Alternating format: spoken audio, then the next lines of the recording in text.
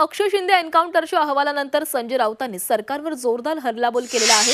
अक्षय शिंदेचं खोटं एन्काउंटर केलं असं राऊत म्हणालेले। पाच पोलिसांना तुम्ही फासावर लटकवणार का? एन्काउंटर करण्याचे आदेश कोणी दिले? विशाल गवळीचा एन्काउंटर का केला नाही असे प्रश्न उपस्थित करत पालकमंत्री कोण होतं त्यांच्यावर कारवाई करा अशी मागणी राऊतांनी केली।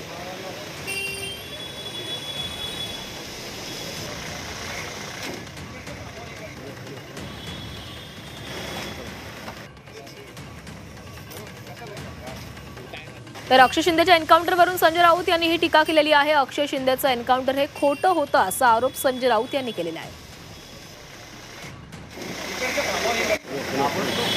खटला चालवून या संदर्भात संबंधित आरोपीला कठोर शिक्षा, जन्मठेप, फाशी जी का असेल ती हे देणं सहज शक्य होतं, पण त्या आरोपीचं खोटं एन्काउंटर केलं का?